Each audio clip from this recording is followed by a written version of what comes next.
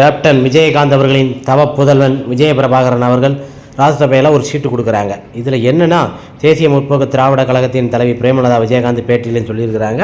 விஜயபிரபாகரனும் பேட்டியில் சொன்ன ஒவ்வொரு வார்த்தையை, நான் உங்கள் வீட்டு பிள்ளை தான், எங்கள் அப்பா எப்படி உங்களுக்கு மக்களோட சேவைகளை எவ்வளோ செஞ்சு கொடுத்தாரோ, அவர் அன்றைக்கி இளைஞராக இருக்கும்போது பார்த்தீங்கன்னா அவ்வளோ இந்த கைக்கு கொடுக்குறது இந்த கைக்கு தெரியப்படாத மாதிரி அப்பா கொடுத்தது அவ்வளோ இருக்குது. இன்றைக்கி பேப்பரில் ஆடையும் பார்க்கும்போது ஒவ்வொரு விஷயத்தையும் பார்க்கும்போது இப்போ இருக்கிற மீடியாலாம் இருந்ததுன்னா அப்பா இன்றைக்கி எங்கேயோ போயிருப்பாப்புல. ஆனால் அப்பா அதெல்லாம் கிடையாது. ஒவ்வொரு இடத்துலையும் பத்திரிகை நிறுவனங்கள் மற்றும் டிவி இந்த மாதிரி நியூஸ்கள் வந்தால் தான். ஏன்னா அப்பா இவ்வளோ தர்மம் பண்ணுறது வெளியே தெரிஞ்சு அப்பா மேலே அன்றைக்கி மிகப்பெரிய உச்சத்துக்கு போயிருப்பான்னு சொல்லி அதை தடுக்கிறதுக்குன்னு ஒரு டீம் இருந்தாங்க.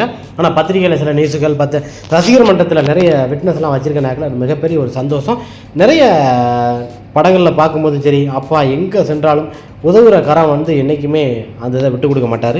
அதுபோல் தான் நாங்களும் எங்கள் அப்பா கொடுத்த வழியில் உங்களுக்கு என்ன வேணுமோ எல்லா மக்களுக்கும் உதவிகளை செஞ்சு காத்துட்டு தான்.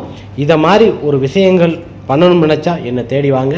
அதுபடி மக்களுக்கு உருவான நான் உங்களுக்கு என்ன செய்யணுமோ செஞ்சு கொடுக்குறேன். ஏன்னா மக்கள் பணியை சிறப்பாக பணியாற்றுறதுக்கு தான் நாங்கள் வந்திருக்கிறேன்.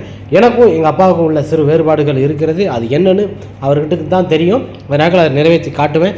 மிகப்பெரிய ஒரு உச்சத்தில் இருக்கும் நடிகன்ற கௌரவத்தில் நான் பேச மாட்டேன். எங்கள் அப்பா எப்படி வாழ்ந்தாரோ அதுபோல தான் நான் வாழ்ந்து உங்கள் மக்களுக்காக நான் என்னென்ன சேவைகள் செய்யணுமோ செய்து கொடுப்பேன்.